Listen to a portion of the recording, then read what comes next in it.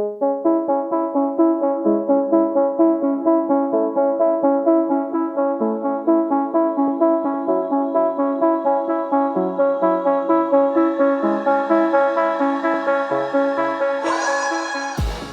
and welcome to the Blackout podcast, where I get to talk to amazing people that do amazing things. And today I have Terri Lynn Kearsey. Yeah. So I've been trying to, actually, we're supposed to do this months and months ago, but then life happened. It does happen. Yeah.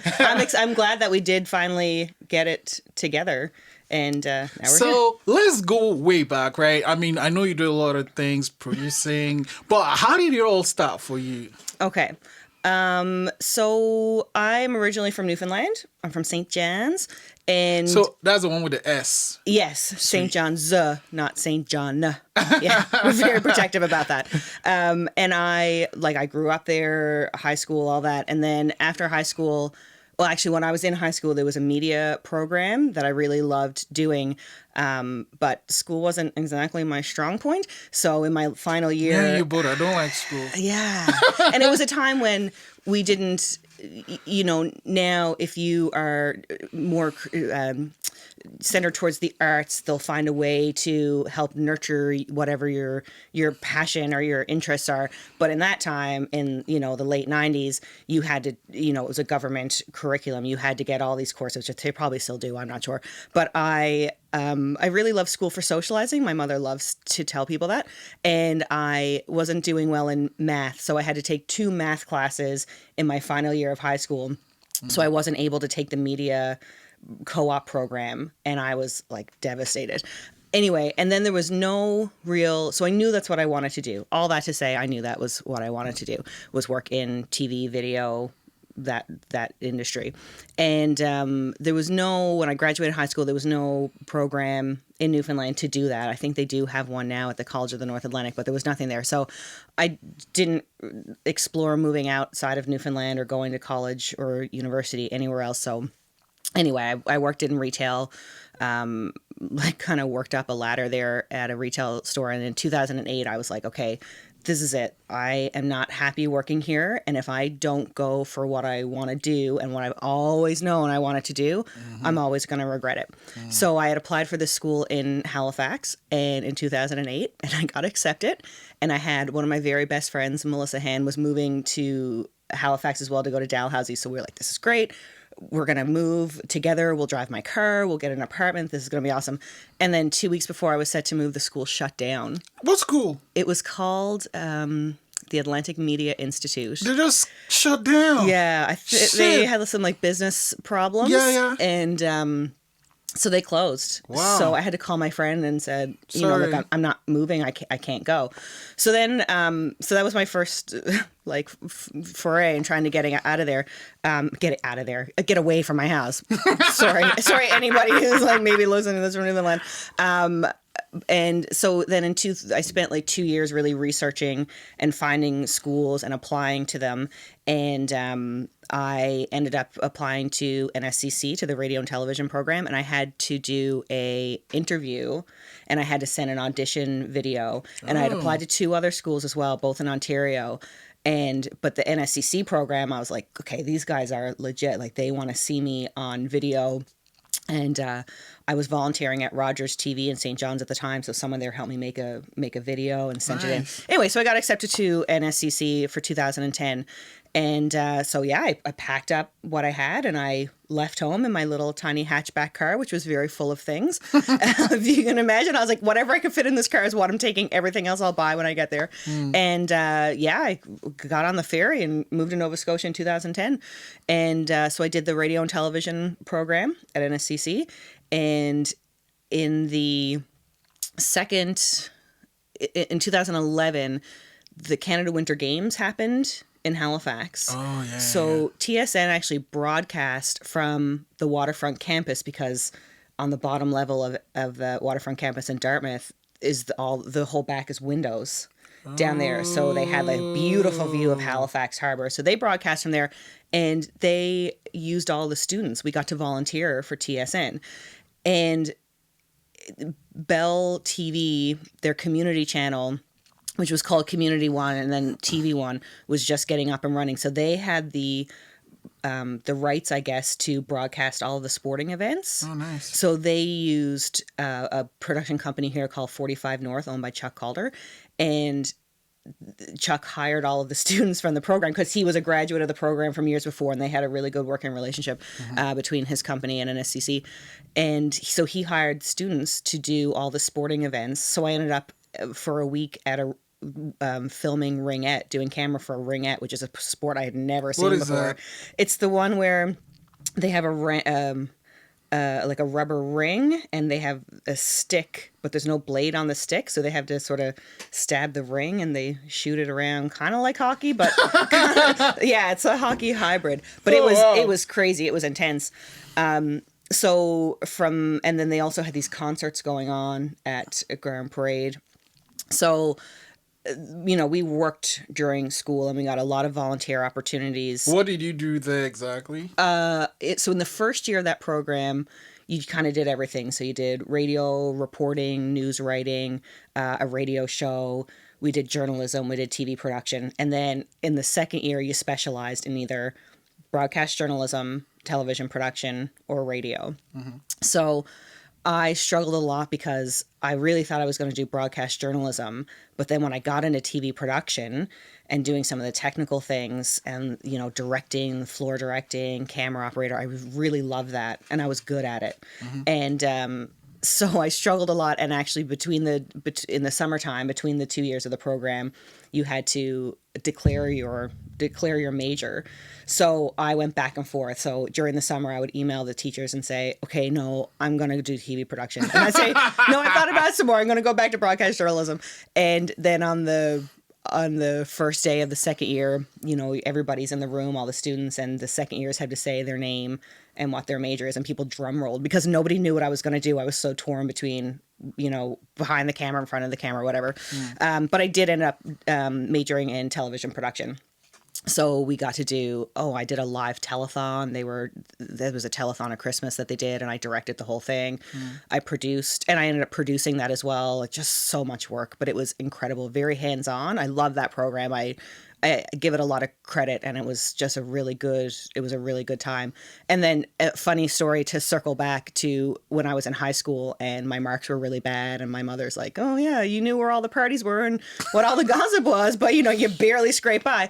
So in the at NSCC, they give out awards or whatever, and one of the awards is highest academic achievement. Oh. And I got that. And when they sent me the email to tell me, I wrote back and said, who nominated me for this? And they said, Terri Lynn, it's an academic achievement. You got it with your marks. I'm like, oh my God, how did that happen? And when I called my mom, she laughed out loud. Yeah, in a very supportive way. But it was very ironic. So and I think about that now a lot too, where again, when I was in high school and they didn't encourage kids to go, if you were interested in the arts, it was like, well, too bad, that's your hobby, you can't do that for a living, you need to take this math class or you need to pass this many science courses. And then when you get in college and how we've changed our, how we look at education now and about people's careers and what you can do for a living, so it's funny that kind of came around. Anyway, I feel like I'm just going on and on and on, but it all accumulates to a full story about my life. So when I graduated, Bell Community One was getting their community channel up and running. And because Chuck Calder at 45 North had done that sports during Canada Winter Games, they contacted him and said, we want you to do a show with us. Oh, wow. And he contacted me and said, hey, we're going to do this show. I've got these 2 jobs, do you want one? What do you want to do? So he had a camera operator, an editor, and then he had a producer reporter job. So I took the producer reporter job. And then again, all of my conflict on, do I want to be in front of the camera, behind the camera? I could do both. So I ended up with a job that I was producing and, sometimes ended up taking a camera out and doing some of that technical behind the scenes work. But then I was also on camera. And did you have a title for that show? That was called Atlantic Journal. So it was a magazine style show. and we covered all 4 Atlantic provinces. So we were getting stories Holy out of, shit, so everywhere. yeah. So we had, That's a lot of traveling, though. it was and it wasn't. So we had people who would shoot the stories for And then us send. and then send the footage Okay. back. So I worked with some really great people, Troy Marr and Tristram Clark in Newfoundland, and Universal Media and PEI, and we had people just all over New Brunswick who would say, "Hey, here's this thing going on. Do you want this story?" And we would pay them, as stringers, I guess is I don't know if they still use that term, but that's what we used. But I would often get to go. I'm like, I should go and cover this story. So I managed to get to go to Newfoundland a lot because I'm like, I should go and cover this story, but also it's not going to cost you much because I'll just stay at my parents' house. Like I can stay with my mom or my dad or my aunt or my sister, whoever. So it worked out really well. And we did stories about just good community things. So if there was an organization who was having an event or a new restaurant that opened, we did a lot of stories. I love chocolate. So every time like a new chocolate factory opened, I'd be like, we should do a story on the Sweet Spot Chocolate Shop. Oh, the Newfoundland Chocolate Company is coming to Halifax. We should cover that. But I got to pick all those stories. I'd do what I want. I had a lot of creative freedom. Yeah. So yeah, I really love that show. And then I ended up hosting that show. So the original host, Stephanie Beaumont, who is CNBC, she was the host, and then they gave her own entertainment show. And so she hosted and produced her show, and then I hosted and produced Atlantic Journal. And we got involved in the film festival because Bell was a sponsorship for the Atlantic Film Festival, Finn. So for 3 years, I interviewed all the local filmmakers.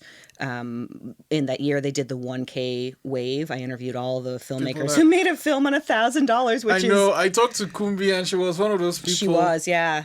That's when I met her and Taylor, and Nicole Steves was another person who had done one.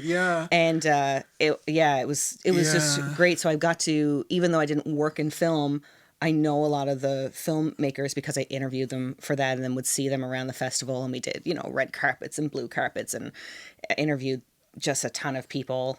It was great. I really, really enjoyed that. So I did that for 4 years, and then that contract ended, and the community channel took a turn more towards sports, and there's some CRTC things involved in there as well, because it was 2016, so CRTC was changing some of their regulations about community television, and they ended up not really doing, if they did any original programming, it wasn't much. They kind of focused on sports. But yeah, that was the greatest time. I mean, Chuck Calder at 45 North, I kind of credit him for everything that I've done. Like, he mentored me, just really easygoing, smart person to work with. Everybody in the city knows who Chuck is, and they love him. And one time I was shooting an event outside in February, and this guy comes up and says, so you work for Chuck Calder? And I said, yeah. He goes, do you want a coffee? So he brings me this hot coffee in this freezing cold day. I'm like, okay, great. Yeah, it's a good reputation there. So, and again, like, got a lot of creative freedom, and he really, let us do what we wanted to do. Neil Gordon was we graduated at NSCC together, and he was the camera operator and editor for the majority of that show. So we, just got to do a lot of fun stuff together and traveled together, and we would go to PEI every summer and shoot a bunch of stories and come back. And yeah, it was great. It was a really good, that was a really good time. It was really, really lucky that was my first sort of... Right out of school. Literally hadn't even had our graduation party, and I was already working and got that kind of chance to work on that kind of show and produce that way. It was incredible. And anyway, so after the Community One, TV One sort of ended, I was kind of lost. I was like, I don't really know what I'm going to do now. I've never not had a job. So I was really at a loss, and I struggle with that. I really like to work. And again, once I got out of high school, I worked in retail for 8 years straight, went to school, worked while I was in school, did this job for 4 years, and all of a sudden I'm unemployed. And I was like, I feel like I'm embarrassed, I'm sad, but really, this is a time I could do whatever I want. And anyway, it was a very emotional up and down. Like, how do you feel when you're unemployed? There's such a stigma about it, but really it's your own money. Like, you've paid it in, you get it back while you transition. So I think that was about 6 months where I didn't work. And then through Chuck, he sent me a job and was like, hey, would you be interested in this? I know the producer, the line producer for this job, and I can put you in touch. So he did. And a woman named Kathy Grant called me, and it was for The Curse of Oak Island. Oh. Yeah. I'm never going to find this thing because... Well... What's the thing? Like the thing they keep digging for, right? It's like this treasure. Are they gonna ever find this treasure? Because they've been digging. That show is on History forever now. Yeah, it's been seven seasons. Holy smokes! Like Yeah. I we're gonna find the thing. Well, I mean, it's been 222 years. I think that someone has been digging holes on a tiny piece of land in Nova Scotia trying to find it. I always say, whenever people ask me about that or about the show, I'll say, well, it depends on your definition of treasure. Some people are like, we want them to haul up a treasure chest full of gold. Yeah. Other people like, it could be a map, the Holy Grail, what's the other one? The Jewels of Marie Antoinette, or like, there's been so many different theories on it. So I'm like, it depends on what you're looking for. For some people, the wood that they've hauled up is sort of a treasure, like that's a clue, and then they can date it and they can say like it was here when this. So it's all very like when they find the one thing, but nobody knows what exactly the thing is. So how long did it? When did you start working on the show? So I started May 2017, and I worked until December of that year on the show. Like straight. Mm-hmm. And from Halifax or from the thing? What was that place called anyway?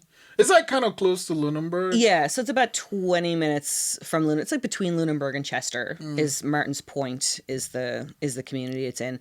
I didn't commute from the city. We commuted from Lunenburg because. So for like May to December, you just stayed in Lunenburg. Yeah. And it's History Month, so it's fine. Yeah, yeah. And it's the number one show on the History Channel. It's the number one show in America on Tuesday night. Like the last I heard, they had 5 million. They get 5 million viewers per episode. And people are obsessed with it, and I get it, and it's exciting. Like, and I again grew up in Newfoundland. I didn't know anything about the history of Oak Island or anything like that. We didn't learn about that in any history class I ever took in school.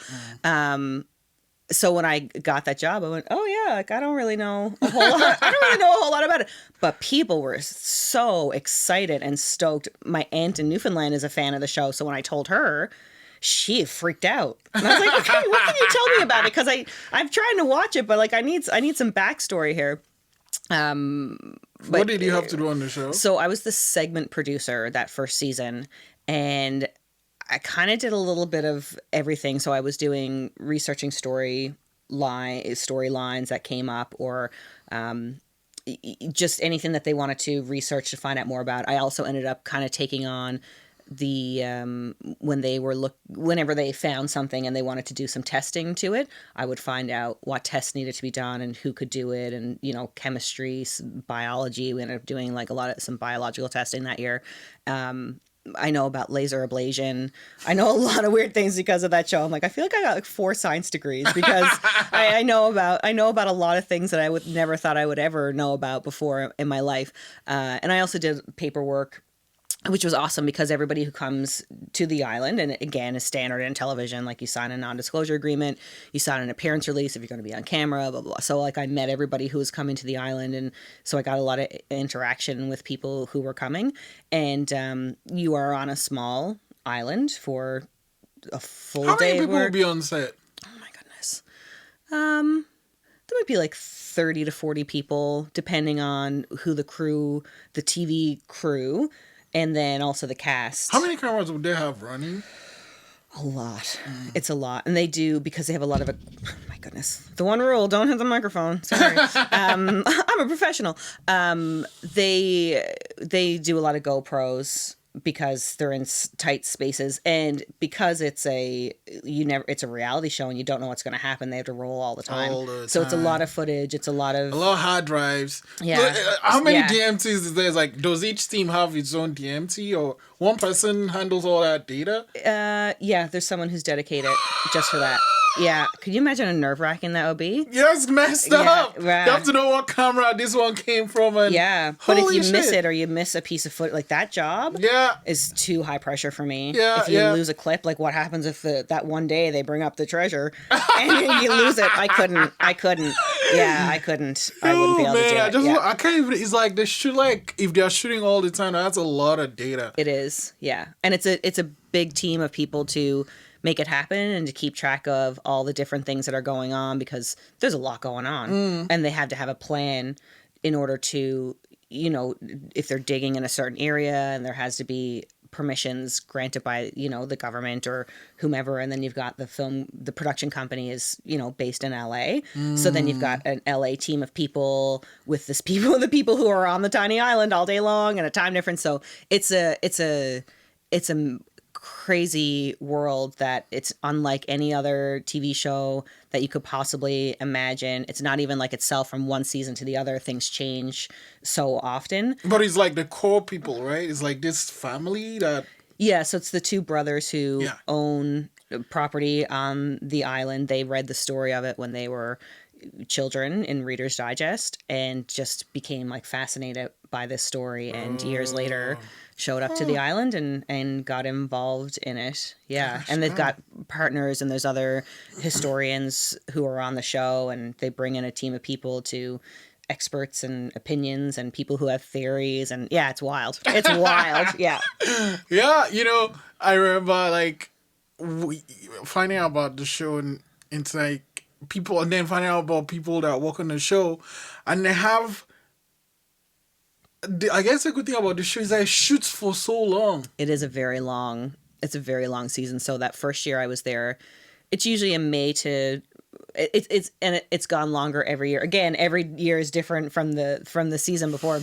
So I think it was May to November that year. And then I stayed on till December just doing some work. And then the same thing the following year when I went back, and I was the research producer, and it was like, we could keep going. We should keep going. We can get this one thing done. But it's hard to do anything else. Well, you can't really do anything else while you're there because it is dedicated, and you had to be dedicated to living in the community. And some people commute from the city. There's people who come from LA, there's people who come from Toronto, there's people who come from other places in the States. So it's a kind of, I hate to say sacrifice for your job, but some people are like leaving their kids and coming to Nova Scotia for 6 or 7 months of the year, and then it's work. Yeah, you got to do it. How many days? How many days? No. Hours a day? Usually 12. Yeah. Sometimes less. Weekends sometimes off more, though. Sometimes, unless there's something. Okay. Yeah, something going on. There could be a special shoot, or they can only get somebody to come on this weekend because of their schedule. So you're always accommodating that. So you had to be flexible, which is pretty much what working in TV is. And I remember when I was at NSCC, the first day, Steve Melanson, the television production instructor, was like, if you want a 9 to 5 Monday to Friday job, you just leave now. This is not the place for you. If you want to work in screen industry, that's not the reality of it. So I really took that to heart, and I've never ever thought it was going to be that. So there's a reality to it that, sometimes people come in and they're like, oh yeah, cool. Like I expect to work 12 hours a day, and other people like, oh my God, why are we still here? But yeah, it is a dedication. You got to dedicate. Are you still working on are you still?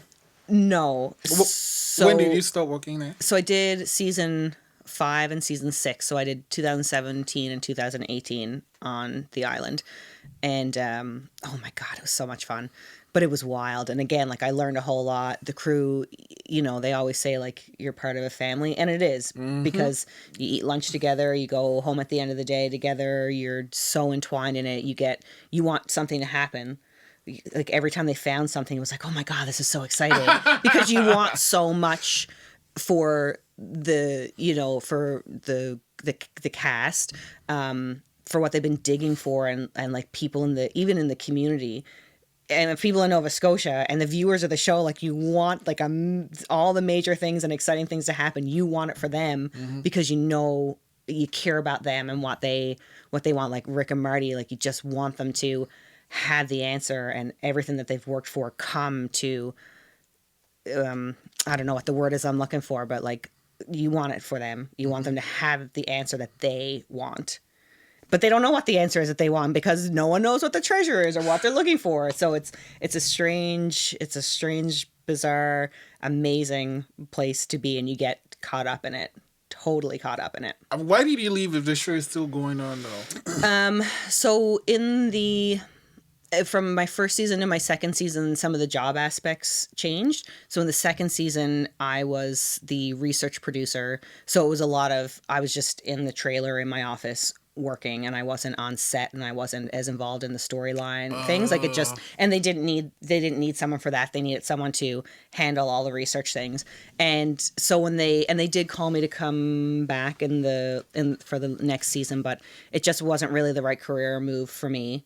And again, you do have to dedicate 8 months, give or take. It could be 6, could be 8, who knows? But you do have to dedicate all your time to it. So there's not really room to work on anything else. And I'm not a person who generally I wouldn't say, yeah, I'll come do the show and then leave partway through. I would feel bad doing that. And also, again, you get caught up in the excitement and you're part of that group and part of the Oak Island family. You want something to happen, so you stay and work on it. But it just wasn't really the right career move for me. I like being on set and being involved in things that are happening. And it just wasn't right. But it was tough. It was a tough decision to make. And so what did you leave for? So I was working on Spirit Talker.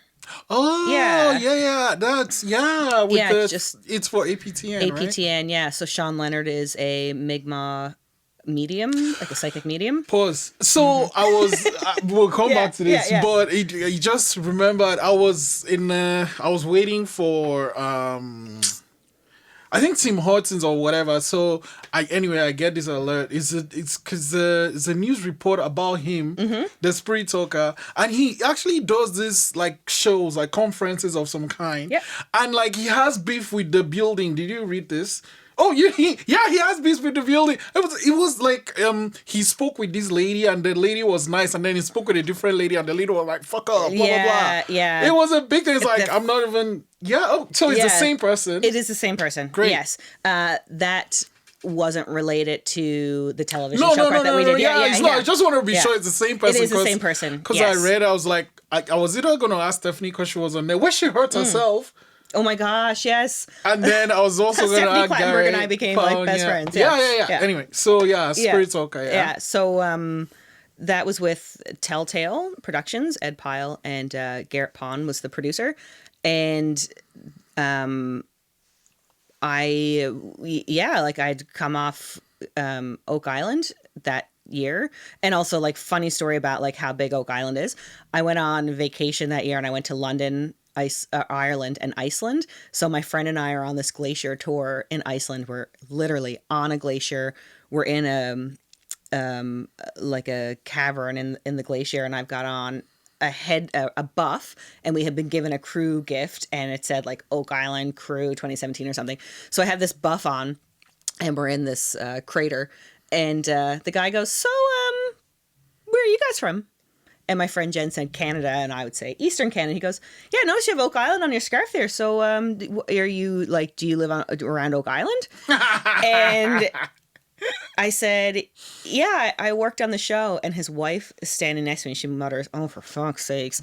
And this guy is like, "Oh my God, I'm a huge fan of the show." And he's this guy him and his wife lived in New York, and they were on Iceland on vacation, and are on the same glacier tour that we're on, and we're having a conversation about Oak Island in a crater on a glacier in Iceland. Yeah, I was like, this is probably the most random place I've ever talked about Oak Island. Yeah. But his eyes, like his face was so excited. Anyway, so that was my vacation after Oak Island that year. So I was Ed contacted me because Telltale is the service producer for Oak Island, so I knew Ed, and brought me in to talk about production coordinator for Spirit Talker. So I started working on that in February. And how long was that one for? That we were February until the end of July.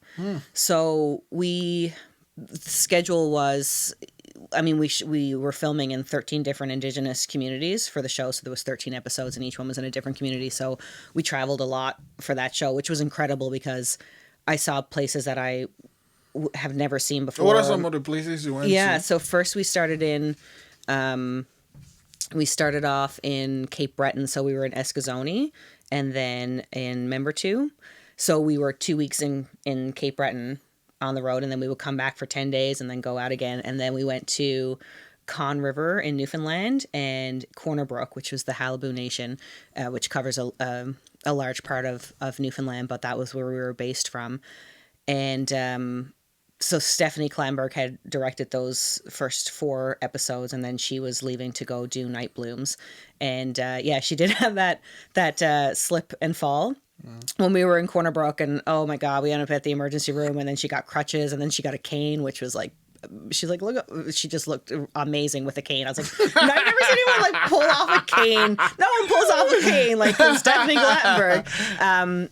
But again, it was just a small crew of us on the road, like 8 people, I think we were. And you're in a hotel. So again, we were hanging out all the time. Yeah. And we went to, oh my goodness, I don't want to forget any of the places we went, but we did a 3-week road trip to New Brunswick. We were in Listigouche, which is on the Quebec side of Campbellton, New Brunswick.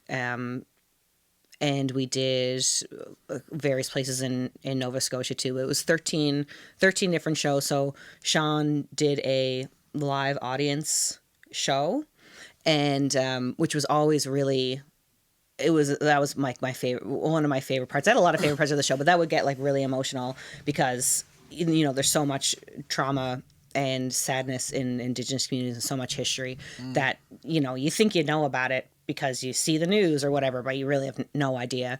So that was really emotional and to be a part of, but watching him do this work was incredible. And I was like, I don't know if I'm a skeptic or not. Like I'm pretty open-minded person. And I mean, there's so much crap about psychics and, they plant producers in the audience and you find out information. Like, I don't have time to be planted in an audience. Like, we're only like 6 of us making the show. Like, I don't have time to talk to people and find out information and feed it back. Like, that because a lot of people did ask me that too. But I certainly didn't do that. Like, that was not how the show ran. So he would do a live show. And then we would do follow-up, people we picked to do a follow-up one-on-one reading with him. And then we would do a community tour. And Community Day was everybody's favorite day because we would get to go out into these communities and meet people and have a cultural experience with them. And so there was medicine walks and jingle dances and drum circles and just... there's a lady in... How many cameras did you have on that show? 2. Okay. And then GoPros. Yeah. So Jeff Wheaton was the DOP. Gareth Roberts was the camera as well. Paul McCurdy did an episode. So I got to work with like really super talented people, and the show was beautiful. A lot of drone footage. We did this, we were in Newfoundland, and Paul Bejan was with us there too. And it was... April in Newfoundland, so it was still a lot of ice. There was a snowstorm one night. We were driving back from the Community Day on the highway, like, oh my God, so much ice on the road. Typical Newfoundland. But all the ice pans were in Rocky Harbor, so we got these incredible drone footage. And then an eagle came over the ice pans. Like, it was magical. Really great experience, really eye-opening and cultural, and just, yeah, it was awesome. That was a really good time. And it just aired last week was the premiere of the show. They started with the Newfoundland episodes, and Sean's family was from Newfoundland, so that was really great. We got to meet. He was meeting some cousins for the first time, and we got to meet them as well. So it was a really interesting experience. Wow. It was really cool. Okay, so what are you working on now? Currently, so after Spirit Talker, I did a show called The Big Downsize, which there's a woman, Jane Velthoven, and she's a professional organizer, and she helps people who are downsizing from a large space to a small space, which was also a really cool thing to work on. Jen Adcock was the director, and she was amazing. I was like, I want to work on everything that Jennifer Adcock works on. So that wrapped up at the end of November. And right now I am editing a video that I shot in the summer of a friend's birthday party. So I'm working with him to kind of make that come together. And I'm not a writer. I've always done factual TV and not the fiction world, and it's never been a thing to write. But I had this idea. I actually had it in a dream. I dreamt the idea for a script. I was like, so is it like a short or yeah, feature? like I'm thinking it'll be a short. Okay. So I'm going to start. I have a lot of ideas around it, and I keep things keep popping in my head. So, and I don't know how to start with writing. How do people start writing? Do you start writing a script? Do you just write the characters? Do you just randomly blurt out all the ideas you have? I don't know. If you have tips for someone to write who's never written before. So you know what my tip, and actually I learned this one from Stephanie Kleinberg. Have your beginning and your end, then you can fill in the middle. So if you know what your ending is, then you're fine. Oh, I do. Oh, then you're fine. Great. Okay. So I'm just going to... the next thing I'm going to do is just whip this script together and then get ready to short. So basically, you're like, this is what is going to happen to this person at the end, and this is this person, what happens to them at the beginning, and how do they get to that end. Okay. Pretty much. Yeah. I'm just going to throw that together this afternoon. Yeah. Yeah. Pretty much that's it. And before my thing, actually, and I still suffer from this, is I need to have a title before I start writing anything. I'll have the idea, I'm like, oh, so this guy meets this girl and this thing happens. But until I have a title, I can't write it. And I'm working on it to just start writing before I have to. I can't. Yeah. I can't. Oh, that's a good. Yeah. So it works for some people differently, but kind of the consensus is if you know what your ending is, you're fine. Yeah. So do you have when you're writing, do you kind of keep that same template, we'll say, or is it different every time? Oh, like with my what template? Do you do, so you say you need to have your title. So do you come up with a title and then you say, okay, now I'm going to write these characters. Now I'm going to write the dialogue. Now I'm going to write this. So it's like this for me. Once I have the title, I'm done. I'm not done, but once, so it's once I know what the ending is. But once I have the title, I'm fine. Yeah. And then I don't have time for anything. I just write this thing until it's done. But I guess usually, with films, you have characters, but there is a major character. Mm-hmm. So I'll try and find out what is the driving force for this person. And I try to live in that person's head. Okay. And then that's where the dialogue comes from. The rest, I just make it up. Okay. But then it also helps that I have friends that read my shit. Yeah. Because they help me make it a lot better. So everything I make, by the time I go to shoot it, I've written it 40 times. Oh my God. Or something. Okay. So, but you are Stephanie, so you can send it to Stephanie Kleinberg. Yeah, totally. I'll talk to Stephanie. And Melanie Wood is another person. Exactly. And I have talked to her about the idea, but I haven't really progressed on it because I'm like, I don't know how to write. How do I write? I bought a notebook. That was my first time. I bought a notebook and I was like, this notebook inspires me. And it has some quote about creating art or something on the beginning. I'm like, oh, this will be great. This will make everything better now that I have the proper notebook. And so far, everything is still in my head. Yeah, well, another approach some people use is to write an outline, and which is basically the entire story, no dialogue. Just this is the story. This person woke up in bed, met this person, this thing happened, then they died. Okay. Kind of writes it out. And then there are people that swear by beat sheets. So basically they have 40 important things that happen. This person gets born, that's one. And then two. And then they have this 40 stuff. And it's I think 10 for act 1, 20 for act 2, then 10 for the final act. Wow. I don't know. Think I'm going to get to 40 pages. No. So it's little cards, right? Oh, okay. Little cards. Okay. But for a short story, I'd say, honestly, you don't have to sweat it, really. Yeah. If you know your ending, you're fine. Yeah. And it's funny because we've talked so much about Stephanie Kleinberg. She'll love it.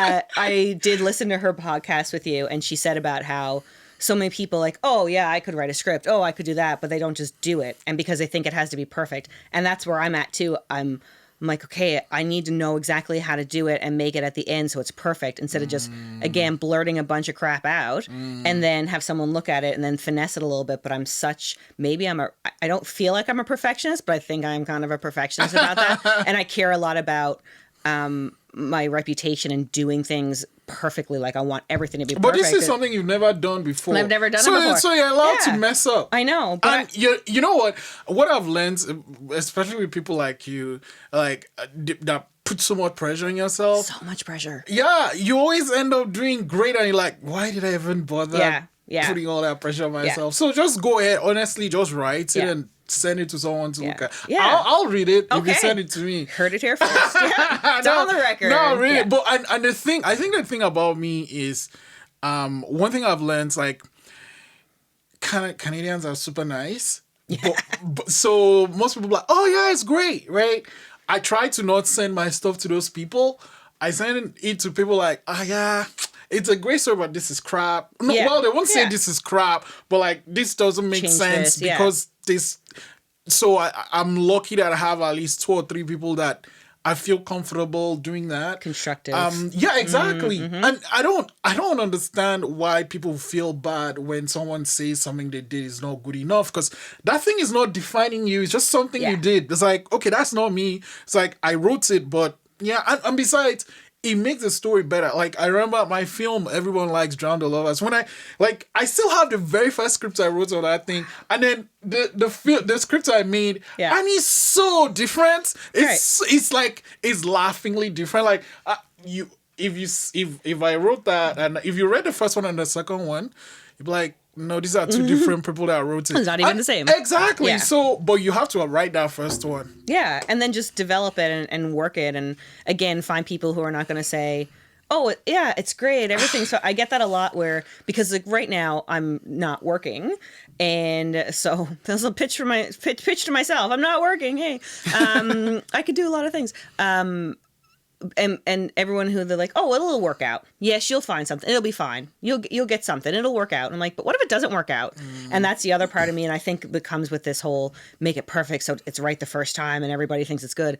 Because sometimes it's just, you got to prepare yourself. Maybe I won't. Maybe I won't get a job in the next 2 weeks. Maybe it'll be another 2 months. Maybe everything won't work out. So that's also where the pressure comes from that I put on myself, because, you know, I don't have anybody to fall back on. Like all the single ladies over here, you got to like hustle and make it work, and just maybe it won't be okay, and have a backup plan and make sure it's good, because you have to pitch it. And if it's not good, no one's going to hire you and you're not going to get it, and blah, blah, blah. Yeah. So I'm trying to make it perfect so that it's... But the other thing, I mean, apart from this story, which you should write it all the way, is like, you have all this experience with factual stuff. Are you ever going to like produce your own actual show? Yes. Yeah. So I do have I've had an idea for years and years of this food show that I want to do. I'm obsessed with food TV. And again, when I did Atlantic Journal, there was so many food stories because I was like, I knew what I like. And one year when there was there was a bunch of Atlantic Canadian chefs who were going to be on Top Chef Canada. We interviewed all of them. Lauren Marshall was one of them. She owns Real Fake Meats here on Gottingen Street. So I have this food show that that's been in my head, and I was working with Bell on making that show happen. I had pitched it and they had accepted it, but then their channel changed or whatever. So I've just been sitting on it, and I need to just write a thing and have a pitch ready to go. But I'm so concerned about it being perfect when I go to pitch it. And so I don't fail. Like, failure is my biggest fear in life. Let me give you a tip. Okay, excellent. Whatever you make, as long as you're not the person that owns the money, they're going to change it. Yeah. It doesn't, like, even if it's perfect to the T, they'll be like, oh, yeah, that person should be, like, have straight hair or something. Like, I think, you know, it's just a way of them saying we put our money there, like, you know. So whatever you do, you're not going to actually make that. Yeah. You're going to change it in some way. So, you know, it's if it feels good enough for, like, just imagine if you have this pitch deck and then you go to the and then you turn on a TV show and you're watching that. Do you like it or not? If you like it, then go and pitch that. And if they like it, they'll change it in some way. Like, I remember I had an idea and I was like, it's perfect and stuff, it's gonna do this. And then I pitched it and they liked the idea, but they changed it. Yeah. Okay. Will you guys give me money to make it? Yeah, sure. And then I got the money to make it. And like, I still made 80 to 90% of what I wanted. And I gave them the 10% of like what they said. Yeah. So just go ahead and, well, you have 2 things to work on now. Good luck. Yeah. And also maybe relinquish a little of that. You have to be open to other people's ideas and like changing things and maybe relinquishing some control. That might be one way to put it. I don't know. Yeah.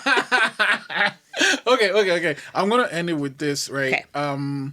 So now with all these experiences you've had and plans moving forward, what is something that you wish? Well, okay, no, I'm not gonna answer that one. That one is too long. Well, but like, okay, so what advice would you give to someone that just wants to come into making factual or just producing in general?